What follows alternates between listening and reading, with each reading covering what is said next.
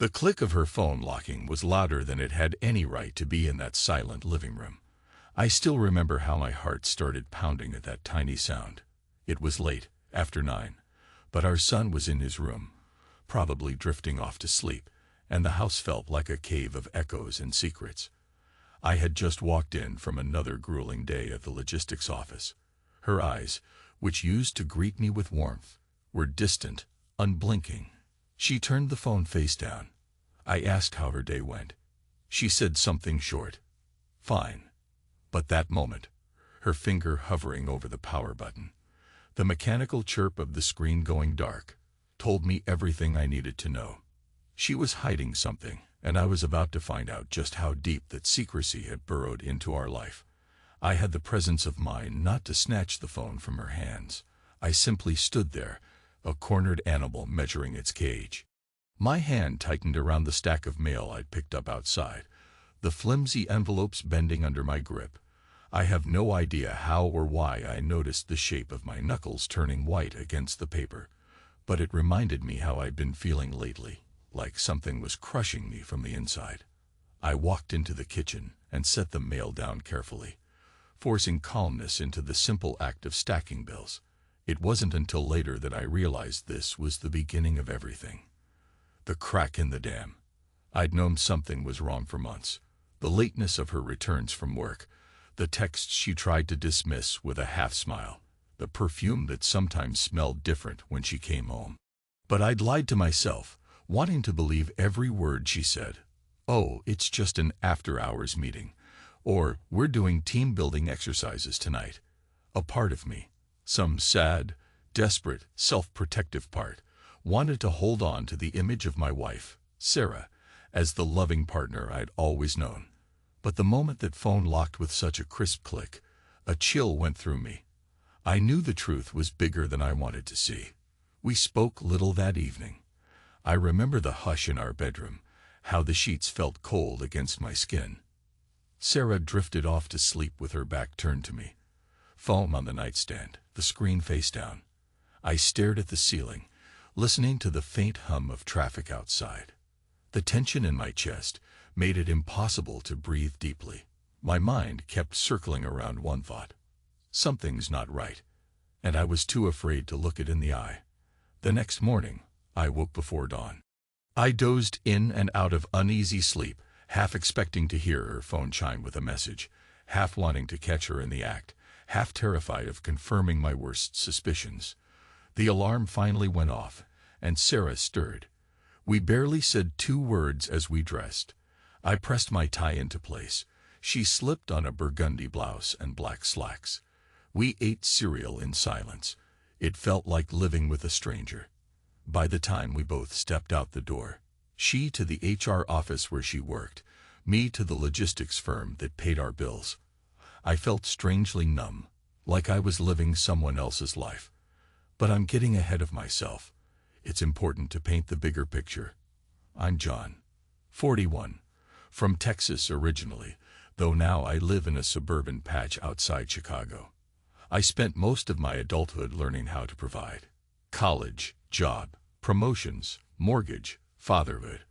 Always thinking these steps would guarantee a safe, unshakable life. The father who raised me died 5 years ago.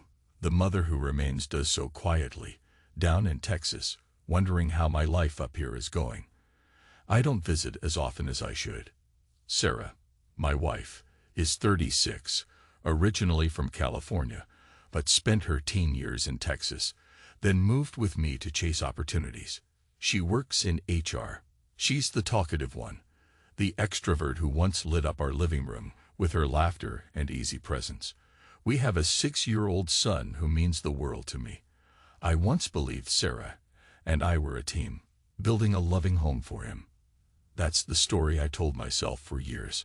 Well, that day, after the phone lock incident, my routine turned sour. I tried to focus at work, but I found my mind wandering. Endlessly, I pictured her phone lighting up, the shape of some unknown man's words glowing on her lock screen. I felt an angry lump rise in my throat. I tried to swallow it, but it stayed. By lunchtime, I'd accomplished maybe 5 minutes of real work. My boss asked if I was all right. I lied. Just tired, I said. I stepped outside for coffee. The midday sky was bright, but my mood was black and thunderous. Still, no big confrontation happened that day. Life continued in that slow, dreadful burn. A few more days passed, each one thick with tension. Then came the night I found the drawing from my son. It was a Saturday. Sarah had gone out shopping with a friend, so she claimed. I was in the living room, clearing away some old magazines and receipts, when our boy called me. "Daddy," he said, "look what I made." He held up a piece of paper covered in thick crayon lines. There was a house with a pointed roof, and 4 figures standing in front. A woman with brown hair, a man with tall, stick-figure proportions, another man a bit shorter, and a small boy. Except the boy was holding hands with the woman, and the tall man was on her other side, his stick hand also in hers. And the short man, separated, was standing on the far left, arms by his sides, no hands linking him to the rest. At first, it looked just like the naive scrawl of a 6-year-old. Then I realized that the tall man was someone else entirely. I asked, with my throat tightening, "Buddy, who's this man next to Mommy?" "That's Mr. Michael," he replied cheerfully, as if reciting a known fact. "She says he's really nice." My heart turned to lead. I tried to keep my voice calm, to not let my hands shake. "Why's Mr. Michael holding Mommy's hand?" My son shrugged. "They do that sometimes," he said, as if I were asking why the sky was blue. I forced out a nod, feeling my pulse hammer in my ears. Suddenly, I was sick to my stomach. I told him it was a lovely drawing, that I'd keep it safe. Then I went to the kitchen, rummaged for something to drink, realized it was still mid-afternoon, and settled for water. But I couldn't stop staring at that childish depiction of betrayal. The woman, Mommy, smiling, and me, the father, off to the side like I didn't matter. I don't remember how I functioned the rest of that day. All I know is that by the time Sarah got home, I was on edge, every muscle coiled. She breezed in like nothing was wrong, carrying a couple of shopping bags. I studied her face, saw the faint flush on her cheeks, something that could be from the cold outside or from meeting him. She looked at me. "Hey," she said, "everything okay?" I just nodded. "Yeah, fine." My voice sounded distant to my own ears. She dropped the bags on the couch and asked where our son was. I pointed upstairs. She went to check on him. For a split second, I thought about confronting her right there in the hallway, pressing that drawing into her face, demanding an explanation. But something in me froze. I couldn't form the words. Some survival instinct told me it wasn't the right time. Later, after dinner, I tucked our boy into bed. That night he insisted on using that very drawing as a bedtime story prop, pointing to each figure. "That's you, Daddy," he said happily. "You're smaller." It stung like a knife to the ribs, but I forced a chuckle, giving him a goodnight kiss. I went to our bedroom. Sarah was brushing her hair, wearing one of her old t-shirts. She looked tired. I stood behind her, watched her reflection. A memory of our early days flashed through my mind. A time when we were younger, in love, unstoppable. I used to wrap my arms around her waist in front of the mirror, used to bury my face in her neck. Now I could hardly stand the thought of touching her. Because I knew. And she knew I knew, somewhere behind those guarded eyes. One breath, too. I cleared my throat. She turned, calm, paused in her hand. "John, you're staring." I forced a half smile. "Just thinking." "Thinking about what?" "Us," I said, and left it at that. I saw the flicker of uncertainty cross her face. But she said nothing more, and neither did I. Time slid onward, slow as molasses. In the days that followed, I became a silent observer. I wanted proof, undeniable evidence of her betrayal, so I did what I never thought I would. I started checking her phone whenever I had the chance. I felt disgusting, like a petty thief rummaging through a friend's bedroom drawers. But I told myself I had to know the truth. Sure enough, I found messages. Late at night, when she was in the shower, I slipped into her unlocked phone and read them. Dozens. The text spelled out a story of laughter and secrets. Miss you. I love your smile. You looked amazing today. Can't wait to see you. And the worst ones. Saturday was incredible. My stomach dropped.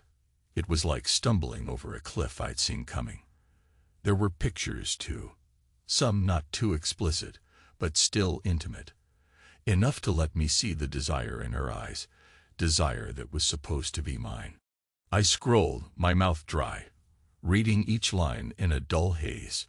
She called him Michael, the same name our son had spoken so casually. I felt an icy rage twist in my chest. I confronted her that same night. I couldn't hold it in any longer. She had just stepped out of the shower, hair wrapped in a towel. I stood in the bedroom, her phone in my hand. She froze as soon as she saw my face. And that was it.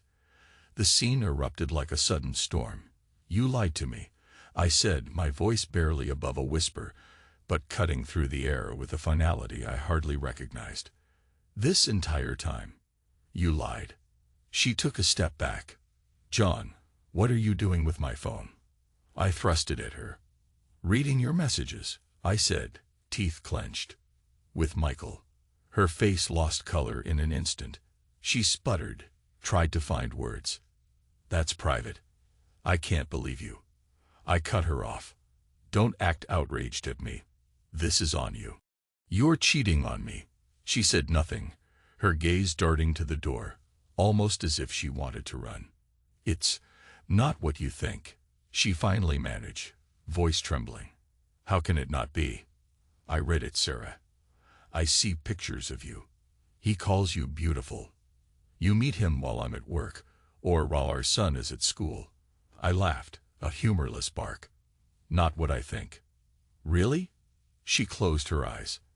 I'm sorry, she whispered. Anger rose like bile in my throat.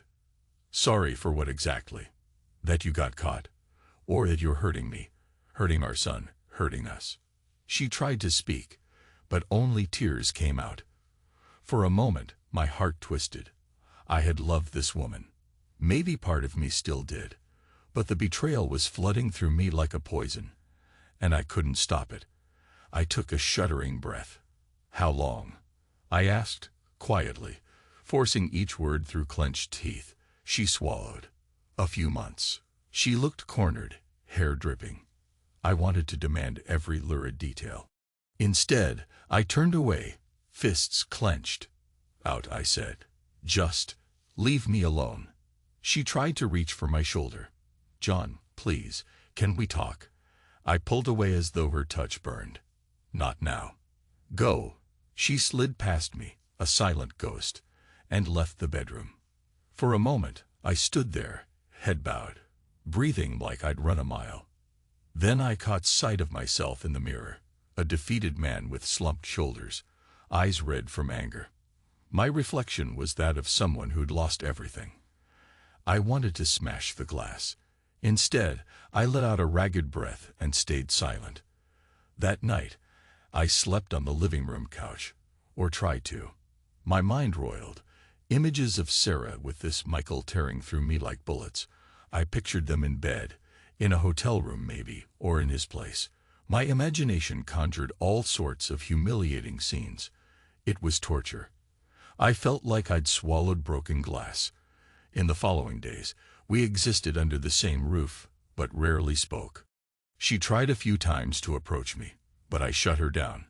My anger was a cold, solid thing. She started leaving more often, sometimes for an entire night.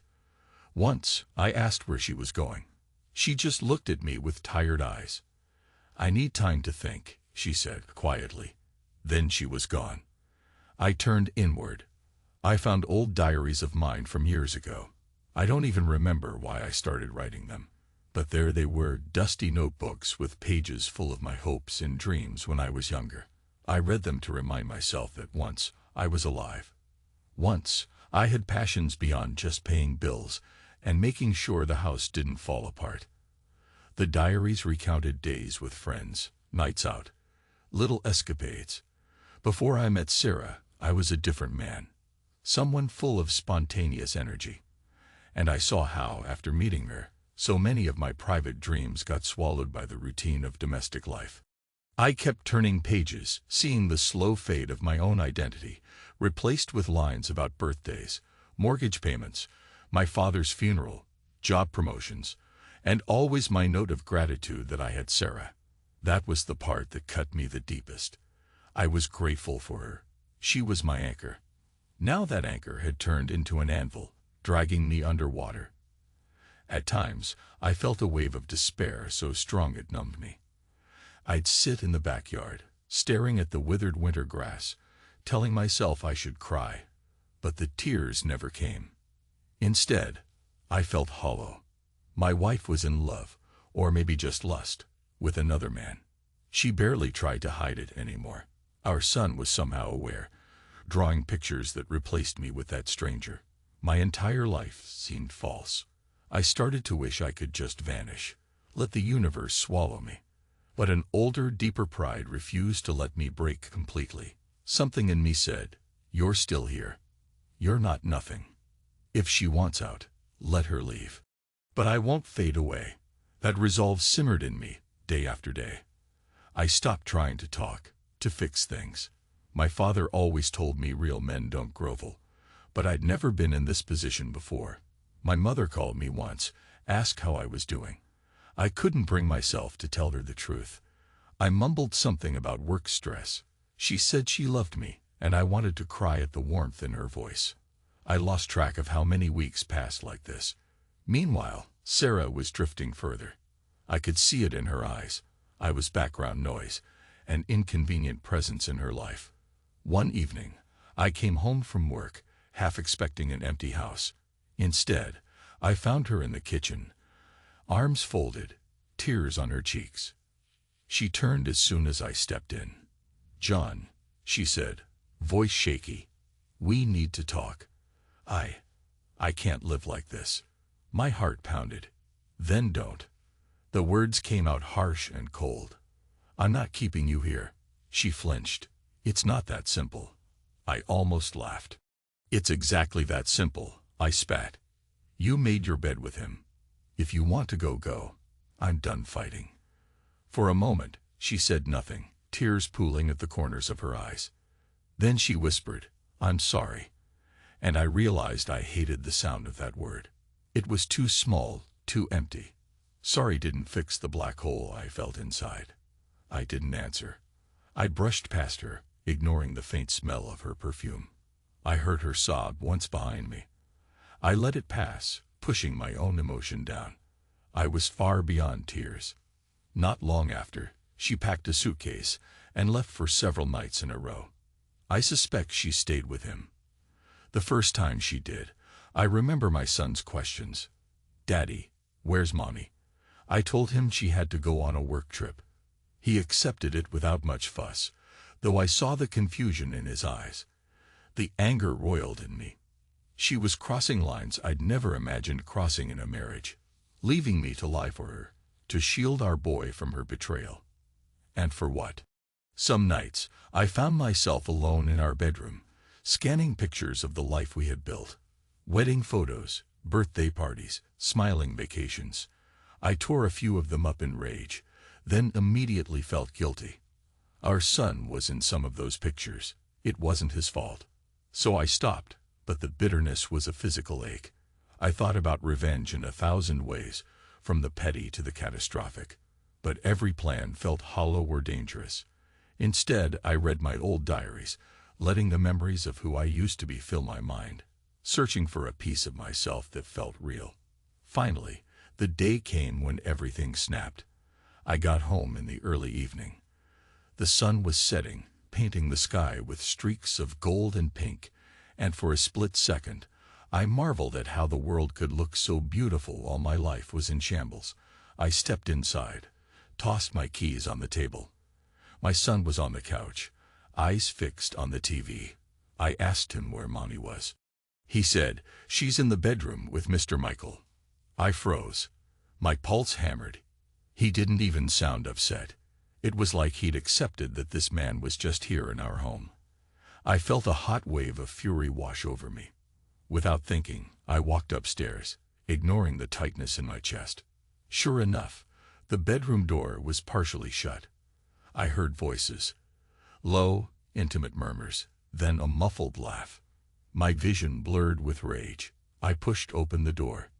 The scene was like something out of a cheap melodrama.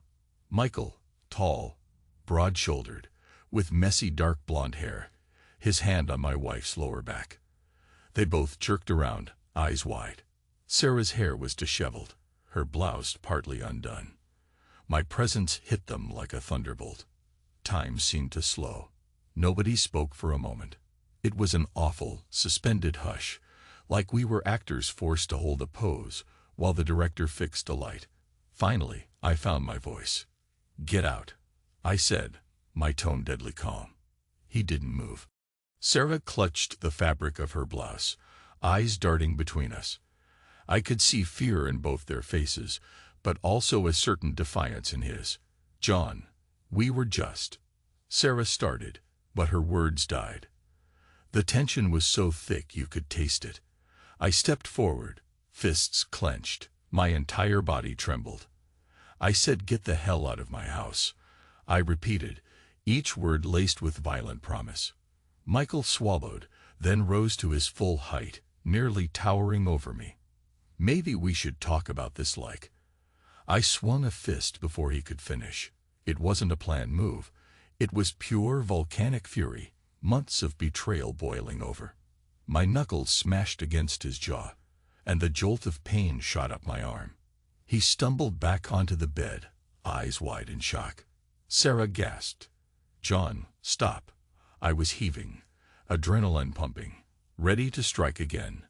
But something about the look on her face, like I was a monster, made me hesitate. And in that pause, Michael scrambled to his feet, hand on his jaw, scowling. "You're insane," he spat, stepping back. He looked at Sarah, who was trembling in the corner, then back at me. "This is messed up," he said. Then he turned and left the room, brushing past me with an air of indignation. I heard his footsteps pound down the stairs. Sarah stood there, still as a statue, the top few buttons of her blouse undone, exposing the hollow of her throat. I felt a bitter wave of disgust and heartbreak. "How dare you bring him here?" I said, voice raw, "with our son in the house." She looked away. "He just came by," she murmured, a feeble attempt at explanation. "I didn't ask him to come up to the bedroom." "Don't lie to me," I said quietly. "I'm done with your lies." She sagged onto the bed, tears welling. "I'm sorry," she repeated. "I didn't mean for you to." I cut her off. "Just stop." I looked around at the place we shared for so many years. The bed where we once slept side by side, the photos on the dresser of our honeymoon. It all felt tainted. "Pack your things," I said, my voice trembling. "You want to be with him. Be with him." She started to cry in earnest. "John, don't do this." I shook my head, a harsh laugh escaping. "You already did it," I said. "I'm just cleaning up the mess." I left her there, sobbing into her hands, and went to find Michael. He was in the living room, near our son, who watched with large eyes. Michael had the gall to try and explain something to my boy, but the second I appeared at the foot of the stairs, he backed off. I jerked my head toward the door. "Get out," I said, voice cold. He didn't argue this time. He left. My son looked at me, confused, wanting answers. I forced a calm tone, told him to go watch cartoons in his room. He obeyed, frightened by the tension. I sank onto the couch, rubbing my fist. My knuckles stung. A bruise was forming. But it felt good. For one raw moment, I felt alive, like I was done being the meek observer, and yet there was no relief. Just a hollow pit in my chest. I heard Sarah come downstairs, suitcase wheels clicking. She hesitated near the living room entrance. I didn't look at her. She said my name softly. I stared at the blank TV screen. "I'll call you," she said, voice hoarse, "about our son. About everything." Then she left, shutting the door behind her. As soon as it clicked, I exhaled shakily. After what felt like hours, I got up and walked outside into the cold evening air. I looked at the sky again. Those streaks of color were gone, replaced by deep indigo, a few faint stars. My life as I knew it was over. The days that followed were an exercise in suffocating numbness. Sarah didn't come home. My son asked where Mommy was. I told him she needed time away. I told him I was handling it. He nodded, trusting me because I'm his father. The guilt crushed me. Work passed in a blur. I must have looked like a specter, stumbling through tasks, avoiding conversation. My boss asked if I needed extended leave. I almost took it, but the thought of sitting at home with my own anger and grief felt worse than going to the office. So I stayed, burying myself in spreadsheets and freight schedules, anything to keep from thinking about her. I started writing again, journaling, I guess, though I didn't call it that. Late at night, after my son was asleep, I'd sit at the kitchen table with a notebook, scrawling half-coherent thoughts. Rage, sadness, confusion, questions. I wrote about the day we met. She was 21. I was 26. I spotted her at a mutual friend's barbecue. She wore a red summer dress, her laughter bright, unburdened. I wrote about how I felt unstoppable then, how we used to sneak off on road trips, how we'd dance in the living room after too many glasses of cheap wine. That love felt so real. Now it seemed like a fairy tale I'd invented. The more I wrote, the more I realized I was mourning not just her, but the man I used to be. One night, I dug deeper into old memories and found a photograph from our honeymoon. She was wearing a light blue sundress, hair whipped by the wind, laughing on the beach. My arm was around her waist, both of us barefoot in the sand. We looked so in love. I stared at that photo for a long time, then methodically tore it down the middle. I put the half with me in a drawer, left her half on the table, and closed my eyes. Something in me broke that moment. Maybe the last shred of hope that we could fix this. The next day, Sarah called. I let it go to voicemail the first few times. Finally, I picked up. She asked if she could come by to talk. I said we had nothing to discuss except our son. She insisted. My anger flared, but a perverse curiosity made me agree. She showed up that evening, alone, a haunted look in her eyes. She was wearing simple jeans and a sweater, her hair pulled back. She stood in the living room like a guest. It hit me then. She was no longer part of this home. She asked if our boy could go play in his room. He did, though I saw the confusion in his face.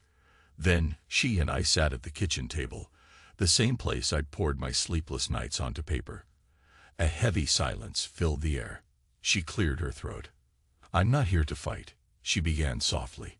"I can't even begin to apologize for what I've done. I know I hurt you." I said nothing, waiting, arms folded.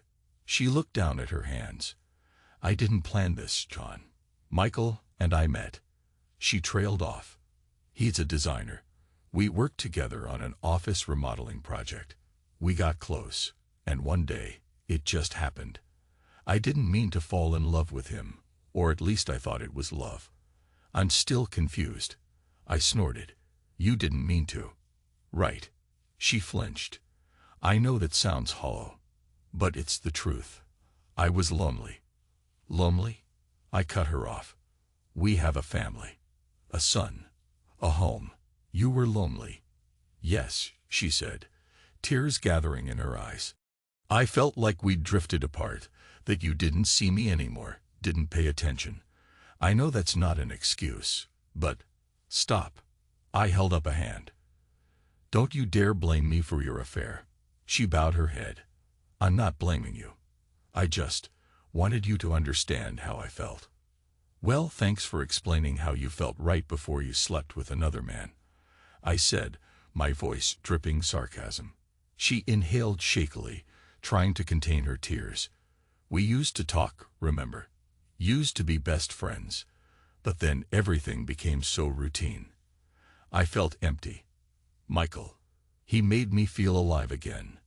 Her voice cracked. A wave of fury and despair rolled through me. I hope it was worth it, I said harshly. You've destroyed our marriage. She let out a sob. I know. She buried her face in her hands, shoulders shaking. After a moment, she composed herself. I wanted to see if we could figure out how to move forward. Move forward to what? She looked up, eyes rimmed red. Divorce. Maybe counseling first. I don't know if that's even an option. But we have a child. We have a life. We need to talk about it. Counseling. I gave a bleak laugh. After everything you've done, do you honestly think I want to sit in a circle and sing about our feelings? She closed her eyes. I know you hate me right now. I shook my head, bitterness flooding my voice. Hate you. I wish it were that simple. I gave you everything. Worked my tail off so you could have your comforts, so our son could have a good home. And you repay me like this. We sat there in the raw silence. She tried to speak, but the words wouldn't come. Eventually, I stood up. We can talk about custody. We can talk about the house, but let's not pretend we can fix this. I'm done. My voice was firm, final. I was surprised by how much I meant it. Sarah sniffed, tears still shining on her cheeks. What about us? You and I. What about us? I repeated, turning away. You made your choice. A long pause. She swallowed. All right. She nodded, as if acknowledging my verdict. Then she said softly, I'll come for my things tomorrow. I stayed silent. She rose, walked to the door. Before leaving, she paused, looking back at me. Her mouth opened, but no words came. Then she left. The door shut behind her with a dull thud. That was the night I felt something inside me harden into steel. Over the next few weeks, the divorce process began. Slowly, awkwardly. She found a temporary apartment, moved some belongings there. My son stayed mostly with me, which she argued about at first, but I refused to budge. The tension between us was thick as tar. She claimed to want partial custody. I said we'd figure out an arrangement, but that I wasn't about to let my boy watch her gallivant with Michael, playing house in some new place. She insisted it wouldn't be like that.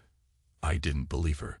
We fell into a pattern of cold, stunted communications about finances and childcare.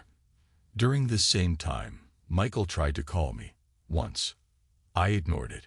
Next, he had the audacity to text me some apology. I deleted it without reading the whole thing. I wanted nothing to do with him. If I saw him again, I wasn't sure I could contain myself. My hand still ached at the memory of that punch. It was a little victory, petty or not. Meanwhile, my diaries expanded. Every night, I poured out raw thoughts. The pain was still there, but it was morphing into a strange clarity. A realization that I could stand on my own. I was rediscovering parts of me that had been buried for years, small sparks of independence, the man I used to be before I made Sarah the center of my universe. I found old photos of myself in college, bright-eyed, unstoppable.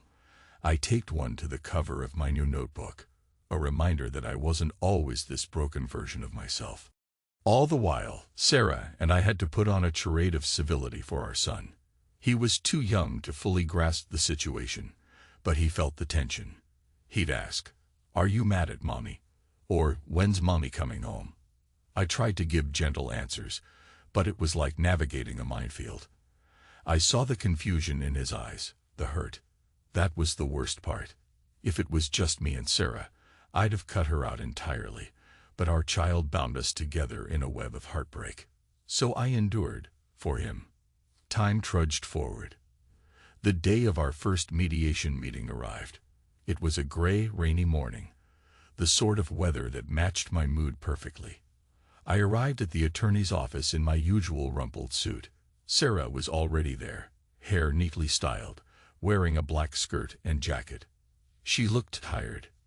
For a second, I felt a pang of empathy. Then I remembered the images in her phone, the hush of that locked screen. My compassion withered. We spoke about assets, about custody schedules, about the house. She tried to talk about fairness, But each mention of it made me flinch internally. I wondered if she'd considered fairness when she invited Michael into our home. Eventually, the mediator suggested we try to keep calm, for our child's sake. We left with more questions than answers. Outside, in the rain, Sarah tried one last time to talk to me alone. "What do you want, John?" she asked, pulling her coat tighter. I stared at her. "I want to not feel like a fool," I said. "I want you to understand the damage you've done." Her eyes filled with tears. "I do understand. I'm sorry." Those words again. I shook my head. "Time doesn't heal anything," I said quietly. "It just erases details. But I'll never forget." She reached out, as if to touch my arm. I stepped away. Then I turned and walked into the drizzle, not looking back. My footsteps splashed on the wet pavement, matching the hollow throb in my chest. In the weeks that followed, my anger started crystallizing into something else. Maybe acceptance, maybe a cold resolve. I had to keep living. I had a son who depended on me. The nights got easier, in a sense. I could sleep, though my dreams were haunted by flashes of betrayal. I remained quiet at work, but I was more stable, returning to my responsibilities. Sarah and I coordinated visits for her with our boy. I kept them short, under watchful eyes. She tried to be a good mother, but the tension was always there. And all that time, the diaries grew. They were my therapy. I wrote about the shape of my life now. Single father, wounded man, but oddly stronger than before. I wrote about the moment I realized I didn't need her to define who I was. And in that process, I found a strange sense of power. I no longer saw her as the pillar of my existence. She had betrayed me in the worst way possible, and yet I was still standing. One evening, a call came from my attorney. The final negotiations would be settled soon. I'd retain primary custody. We'd sell the house, split the equity. Sarah would move permanently into a rental. It was all so mundane. The drainness of legal language over the phone, like it was a business deal, not a life shattered. I hung up, feeling a numb relief. This was it, the final unraveling. But the story needed a final note of reckoning, or so it felt. I remember the last time I saw Sarah and Michael together, truly together. It happened by chance. I was out picking up groceries, nearing the checkout. They'd walked into the store, arms brushing. She spotted me from across the produce section. He spotted me too. They froze. My heart gave a jolt, but I refused to look away. Sarah's face reddened. She cast her eyes down. Michael tried to hold her elbow, maybe to reassure her. I stared him down with all the force of my anger and heartbreak. For a moment, we were locked in a silent confrontation. Then I took my cart and walked away without a word. That was the day I understood I didn't need some dramatic showdown or a further punch in his jaw. My revenge was my freedom from their lies.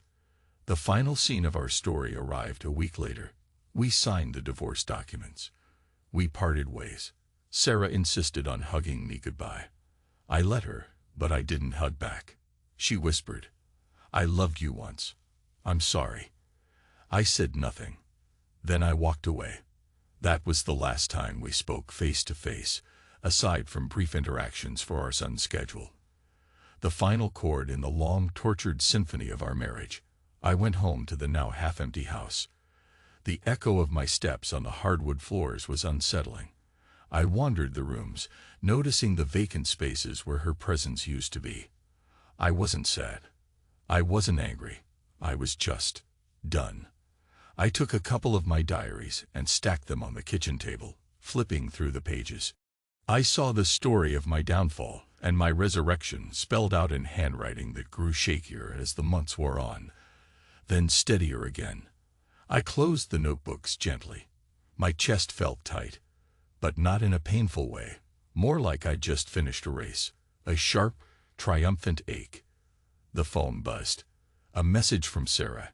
"I'll pick up our son on Saturday. Let me know if that works." I stared at the text for a few seconds, then typed back a simple "okay." That was all. I locked the screen, hearing that crisp click. It reminded me of how this all began. The sound of her phone in the living room, the hush that followed. I reached for a piece of scratch paper, wrote one line. I am everything I have left. It might sound dramatic, but it was the raw truth. I had only me, and that was enough now. Then I took a box of old pictures and slowly fed them into a shredder. Photos of the wedding, of anniversaries, of Christmas mornings that felt hollow in retrospect. I kept only the ones that had my son smiling, or me with my father. Everything else, gone. The hum of the shredder was methodical, final. When I was finished, I sighed. And just like that, a weight lifted. It was time to move on. In the end, I guess, the real revenge is living without regret. That short, cold final stroke, where you let go of the illusions and the people who once made your life a lie. She didn't understand it. Maybe Michael never would. But I knew. I was done letting her define me. I was done trying to salvage something already dead. I was done needing love from someone who gave it away so freely to another man. Now when I think of her, I feel a faint echo, like a forgotten whisper of an old song. Time won't heal me, I know that. The scars will remain. But maybe, given enough days and nights, the details of her betrayal will fade. The memories of her phone lighting up at 2 a.m., her quiet footsteps sneaking in late, the laughter in her eyes whenever she texted him. Bit by bit, they'll all dissolve. And that's enough. Because I'm still here, and I am who I am. As for love, who knows? I might find it again, or maybe not. Right now, all I care about is being there for my son, letting him see that I'm strong enough to stand tall. And so I stand. I fill the silence with my own presence. My diaries remain stacked, a testament to the man who rose from the ashes. That's how it ends, I suppose. Not with an epic showdown, but with me sitting alone in a half-empty living room, the hush of the suburban night outside, a single lamp glowing. I think of how everything came crashing down the moment I heard that phone lock, and how I survived. It may not be a grand victory, but it's mine. And that's more than I had yesterday. I close my notebook. I stand, stretch my shoulders, and walk toward my son's room. I'll check on him as he sleeps, remind myself that there's still something pure in my world. And as I watch him breathe, I whisper to the darkness, it's over. A final, quiet declaration, because it is. And at last, a strange calmness wraps around me like a shield.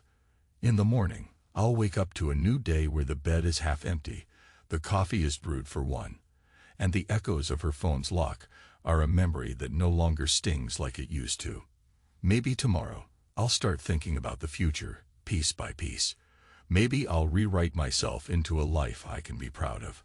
All I know is that time doesn't heal, it just erases. But sometimes, erasure is enough. We move on, even if we walk with scars. Because in the end, I am everything I have left. And that will have to be enough.